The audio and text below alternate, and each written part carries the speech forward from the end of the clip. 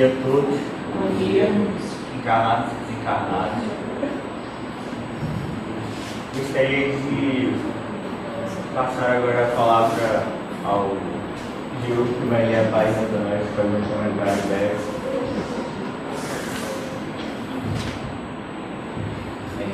A minha mensagem é reforma íntima. A reforma íntima. Quando puderes, posterga a prática do mal até o momento que possas vencer essa força doentia que te empurra para o abismo. Provocado pela perversidade que campeia solta, age em silêncio, mediante a oração que te resguarda na tranquilidade. Espicaçado pelos desejos inferiores que graçam, estimulados pela onda crescente do erotismo e da vulgaridade, gastas tuas energias excedentes na atividade fraternal. Empurrado para o campeonato da competição na área da violência, estuda o passo e reflexiona, assumindo a postura da resistência passiva. Desconsiderado nos anseios nobres do teu sentimento, cultiva a paciência e aguarda a bênção do tempo que tudo vence.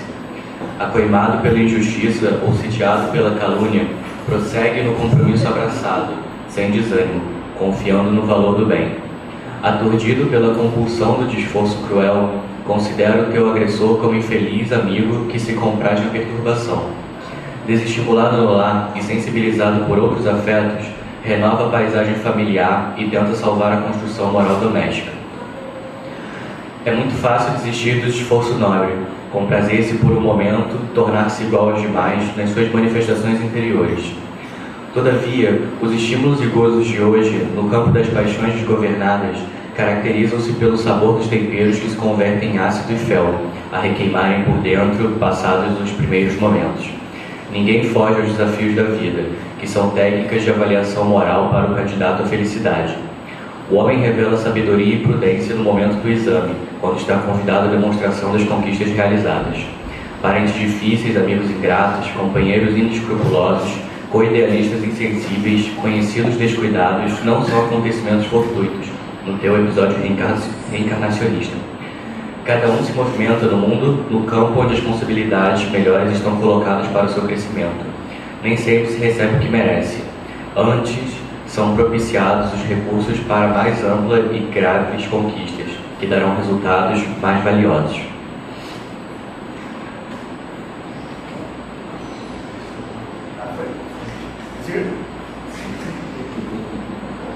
Tá.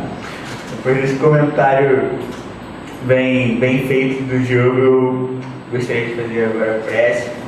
Vamos serenar nossas mentes, elevar nosso pensamento a Jesus, deixar que esse ambiente harmonioso penetre em nossos corações. Senhor, muito obrigado por mais um dia aqui nesta casa, que nos permite tanto trabalho no bem. Enquanto ajudamos, somos muito ajudados.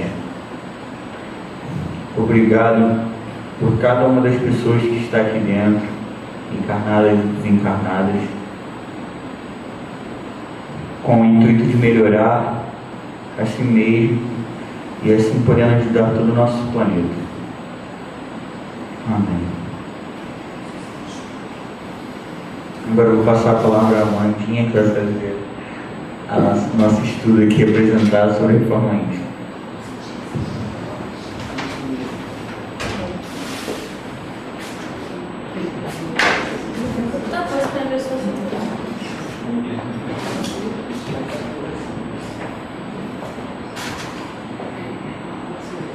Primeiramente, bom dia a todos.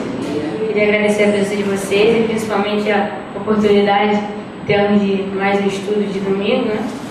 Então, hoje nós vamos conversar um pouquinho sobre reforma íntima. Mas antes de entrar no conceito que a espiritualidade nos dá, que a doutrina nos dá de reforma íntima, queria conversar um pouquinho com vocês sobre o significado da palavra em si. Então, significado de reforma, a palavra reforma. Ato ou efeito de reformar, mudança para melhor, substituição de objetos fora de uso, nova forma. Aí alguns sinônimos da palavra: reestruturação, regeneração, renovação, reorganização e reestruturação.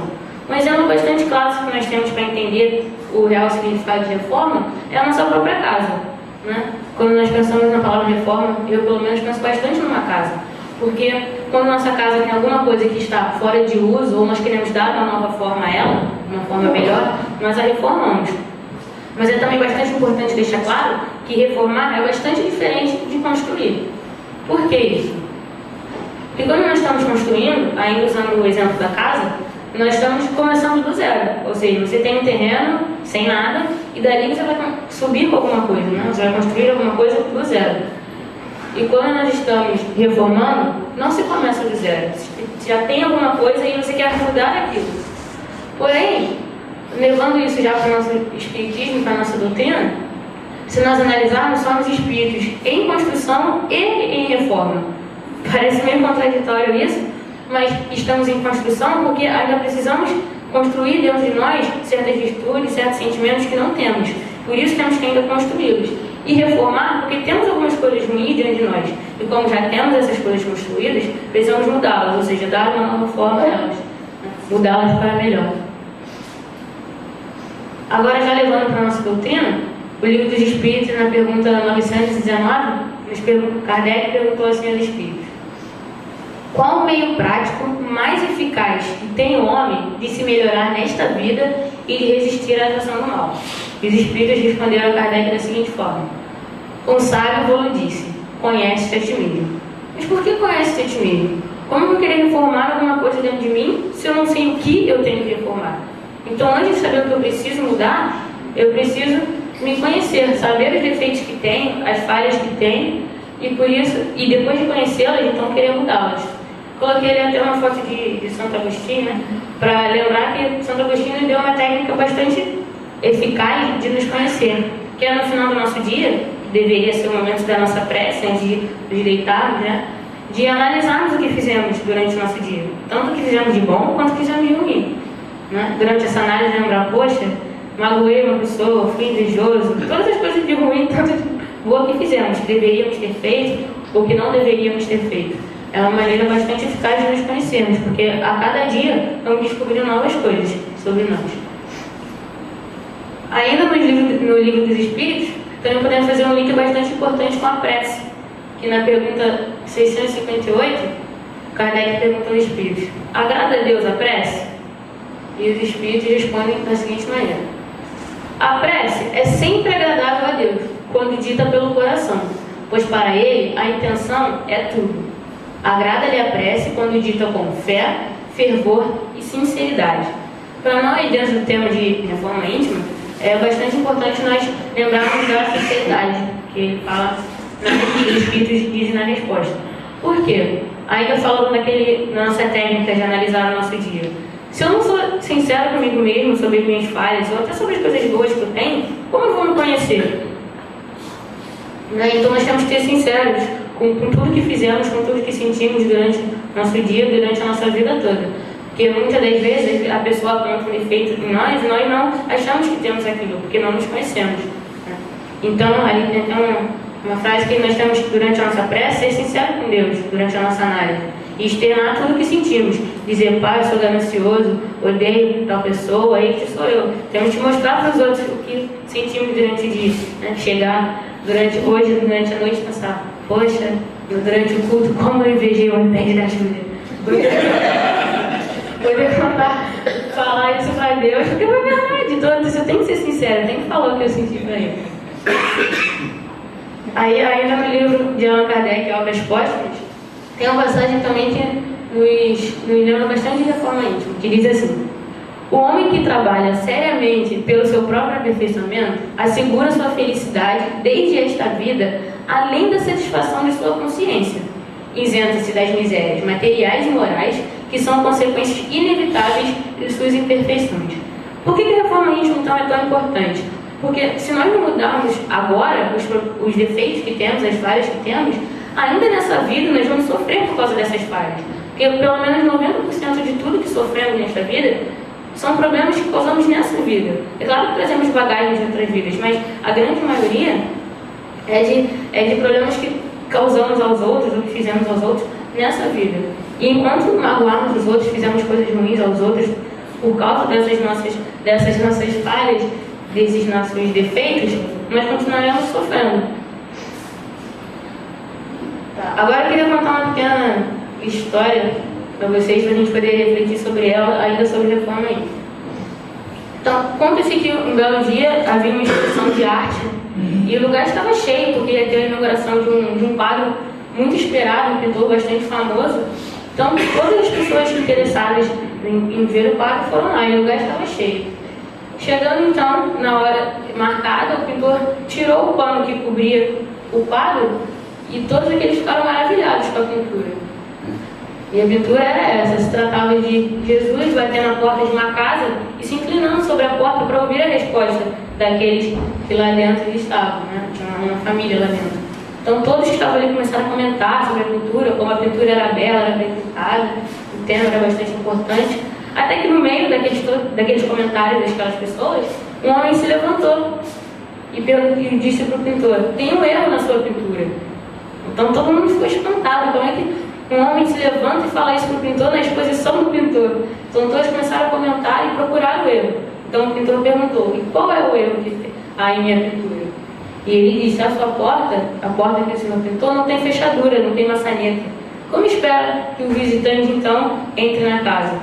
Então todas as pessoas que estavam ali começaram a analisar e perceberam que realmente a pintura da porta não tinha maçaneta nem fechadura. Como Jesus deveria entrar na casa?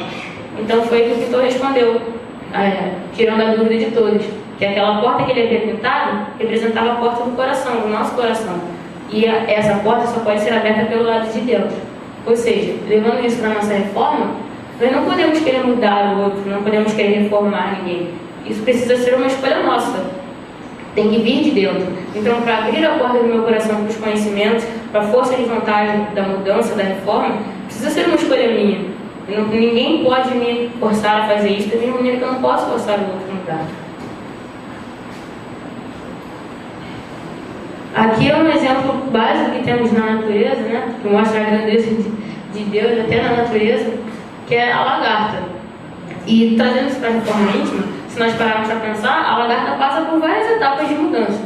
Começa com um ovo, então vira uma lagarta, que aos nossos olhos é um inseto bastante feio, e então ela se fecha em seu casulo e fica ali por muito tempo até virar uma borboleta. Porém, se nós pensarmos, a borboleta é um inseto bastante frágil, e o casulo é um casulo bastante forte. Então ela precisa ter a força de vontade para sair dele. Né? É uma coisa dura, uma coisa que dói, mas ela consegue. Então a reforma íntima, para nós, é uma coisa que dói. Você sair da sua área de conforto, sair do que está acostumado a fazer, para tentar se mudar, tentar melhorar, para assim servir de exemplo. É uma maneira de melhorar o outro. Da mesma maneira que eu não posso forçá-lo, mas eu posso dar o meu exemplo. Então, se eu sair da minha área de conforto e tentar me melhorar, passar por essa dor, mas para me melhorar, eu posso servir de exemplo para outros também.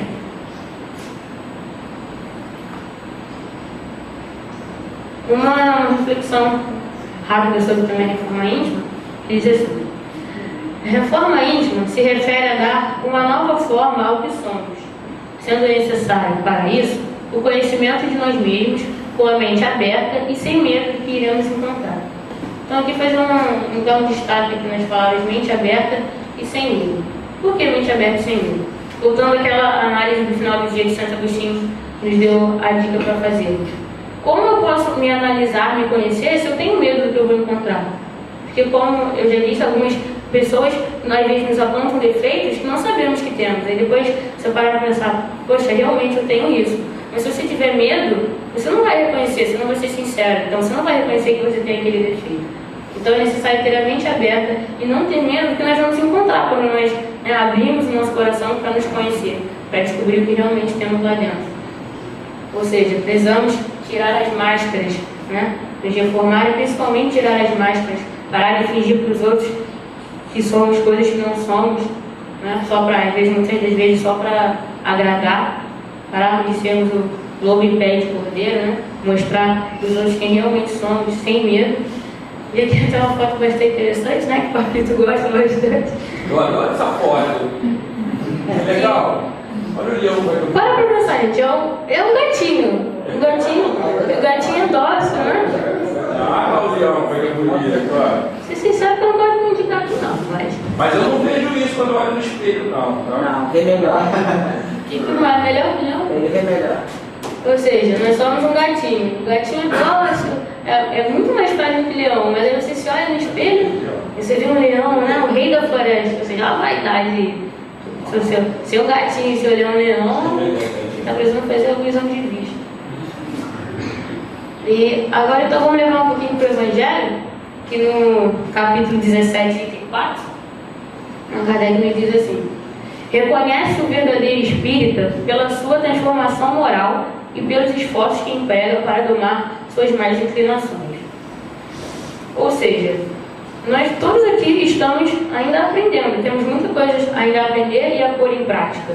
Então, o que vai me diferenciar das pessoas que não fazem é isso, essa força de vontade, é o meu querer mudar. Né? Então, é assim que se reconhece o verdadeiro espírito, pois estamos adquirindo o conhecimento e agora temos que tentar colocá-lo em prática, mesmo que muitas vezes não consigamos fazer isso, porque ainda somos espíritos em evolução, né? Em construção e em reforma. Então, não é fácil, né? Somente uma dói, é uma coisa dolorosa, uma coisa que precisa de força de vontade. Então, é essa força de vontade que vai me diferenciar dos outros. Tem até a foto aqui, né, que eu passei, eu não sei voltar. Tinha a foto. Eu vou fazer besteira, deixa eu falar da foto. É melhor. Então, a foto ali era de nos dar o exemplo de nós nos autocurilarmos. Ou seja, descobrimos o que temos de ruim e nos esforçarmos para fazer isso por nós mesmos, né? E enquanto estava fazendo os estudos, eu achei duas passagens bastante interessantes nesse livro, que por acaso não é um livro espírita, é um livro que fala sobre liderança, no caso até financeira, não tem nada a ver com o espiritismo, mas ele trata de reforma íntima de uma maneira bastante interessante. Ele diz que para nos reformarmos passamos por 4 estágios diferentes. No primeiro estágio, somos inconscientes e sem habilidade. Ou seja, inconsciente porque não sabemos que precisamos mudar. Da mesma maneira, não temos conhecimento nenhum de doutrina nenhuma, nada que dentro de nós nos diga, você precisa mudar. E por isso ficamos sem habilidade. Não tentamos, não praticamos, não nos importamos com isso. No segundo estágio, somos conscientes e sem habilidade. Esse é um estágio que muitos de nós nos encontramos porque sabemos que precisamos mudar, já sabemos algumas das nossas falhas, temos o conhecimento, pois somos conscientes, mas ainda não queremos mudar, ainda nos falta a força de vontade, nos falta o querer. No terceiro estágio, somos conscientes e habilidosos, ou seja, temos o conhecimento, sabemos que precisamos mudar, tanto por nós quanto pelo outro, né, para melhorar o ambiente em que vivemos, e somos habilidosos. Mas o habilidoso aí não quer dizer fazer tudo perfeitamente, mas pelo menos se esforçar para fazer. Então é quando nós começamos a ganhar a prática, né? Pois começamos a tentar, nos esforçamos para domar nossas más tendências. Né? E no quarto estágio, que é o último, onde todos nós queremos chegar pelo menos, é o inconsciente e habilidoso. Mas também a palavra inconsciente aí não quer dizer não ter o conhecimento, mas tê-lo dentro de si de uma maneira tão natural que o fazer o bem, o ter vontade de mudar, o querer mudar, se tornou uma coisa automática. Então você já não pensa mais, vou lá na casa espírita porque eu vou melhorar. Você vai para a casa espírita porque você gosta, se tornou uma coisa natural dentro de você, lá você vai conseguir o conhecimento, né? E isso em toda a nossa vida, se torna uma coisa tão natural, tão automática, que nós não pensamos mais em fazer o bem, nós simplesmente o fazemos. E somos habilidosos porque já o fazemos da maneira que ele deve ser feito.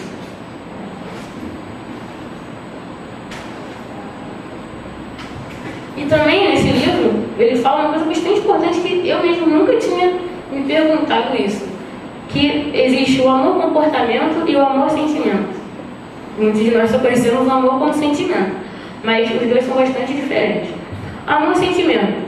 Sentimento é um conjunto de emoções, né? Uma coisa interna de cada um. E comportamento é aquilo que você externa, são as suas ações, a sua maneira de agir.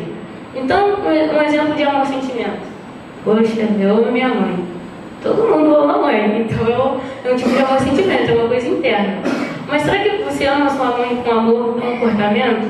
Por exemplo, o amor-comportamento é quando você transforma aquele amor em ação. Então, por exemplo, eu amo minha mãe, então eu não vou fazer as coisas que eu sei que a minha mãe não gosta. Eu faço não, né? Então, não, meu amor é um comportamento com certeza. Então, a gente tem que transformar esse nosso amor-sentimento, que está dentro de nós, em ação. Então, transformá-lo em amor comportamento. Não o exemplo da mãe, mas isso com todos os nossos irmãos, com todas aquelas pessoas que vivem ao nosso redor. Né? Então temos que parar de apenas sentir e passar a demonstrar. Que esse é o verdadeiro amor, a verdadeira maneira de externar o nosso sentimento por alguém. Ou seja, amor, como Jesus já nos disse, amor é ação. Eu não posso simplesmente querer amar alguém dentro de mim. Eu amo aquela pessoa. Tá, mas o que eu faço pelaquela pessoa? E isso é um tipo de reforma. Porque o sentir é muito fácil. Você gostar de alguém, não é tão fácil assim. Mas temos algumas desavenças com algumas pessoas, mas o sentir é bastante fácil. Então eu preciso transformar isso tudo que eu sinto em ação, né? Em mudança, me reformar, me mudar e dar uma nova forma. Então era isso que eu tinha para passar para vocês. Espero que tenha dado tudo certo, que eu tenha conseguido falar tudo que eu queria falar sobre os estudos. E o que eu deixo para vocês é isso, pessoal, que nós possamos transformar o nosso amor, o nosso sentimento, que todos nós temos ou que não temos ainda, mas queremos ter pelo outro, em ação. Não só sentir, mas demonstrar e, obviamente, nos reformar. Né?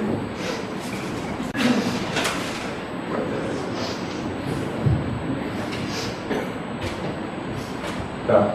Eu gostaria de convidar os passistas para começarem o trabalho de classe, mas o Diogo vai só fazer um complemento aqui, que ele esqueceu de dizer a referência do texto. Eu esqueci. Bom, a mensagem foi psicografada pelo Divaldo Pereira Franco, do livro Vigilância, e foi ditado pela Joana de Ângeles.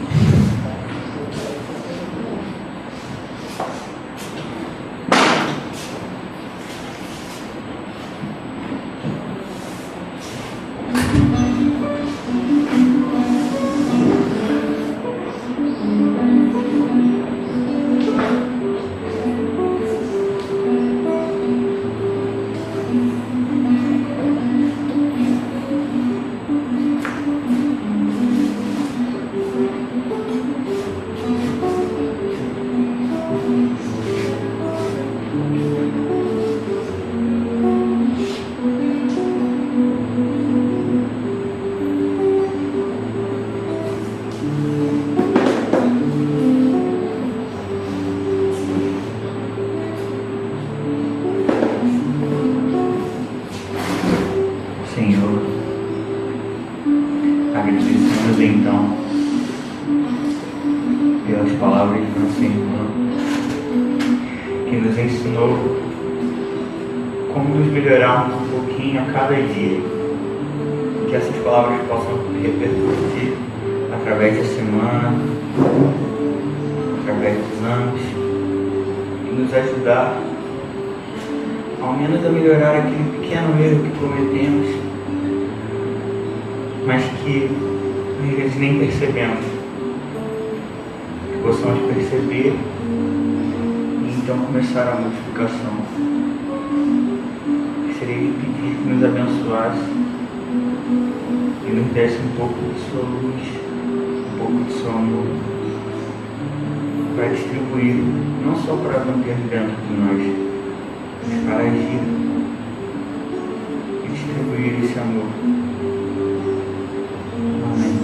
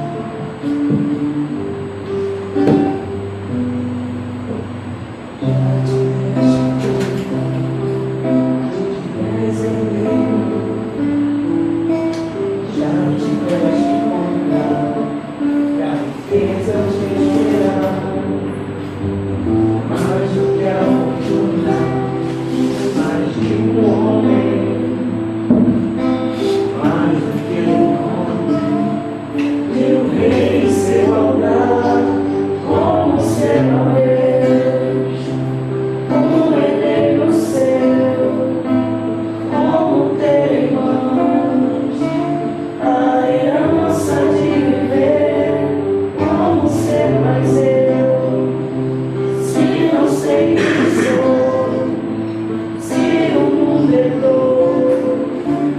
A pergunta se fazer, como será Deus?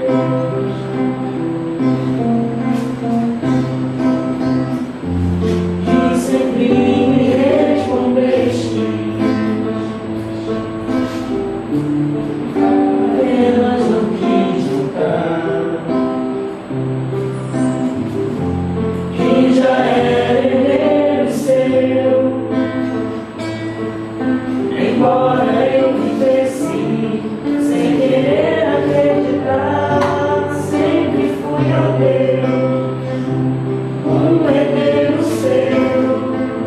Sempre tive em mãos a herança de viver, a verdade não, nunca se escondeu.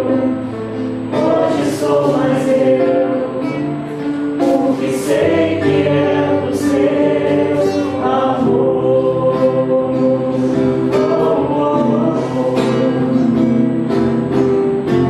E sempre me respondeste, apenas não quis tocar, que já era herdeiro seu. Embora eu vivesse sem querer acreditar, sempre fui a Deus, um herdeiro seu. Sempre tive em mãos a herança de viver, a verdade não, nunca se escondeu.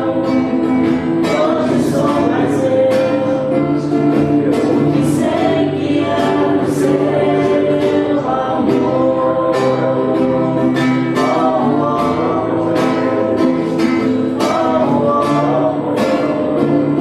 Porque sei que é o seu amor.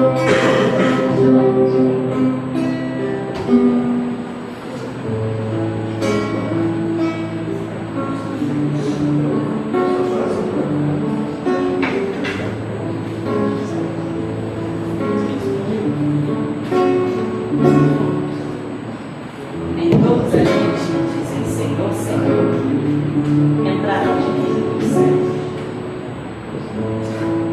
Senhor, em seu nome, Senhor, em seu nome, eu falava às pessoas, jogava as sementes, plantava e colhia paz, mas sentia falta de algo mais. Eu fazia quase tudo, e hoje tudo é quase nada, frente à obra e seu Criador. Se tu não sabemos dar valor, faltava-me mudar e tentar me encontrar e tentar me conhecer, Senhor, ser mais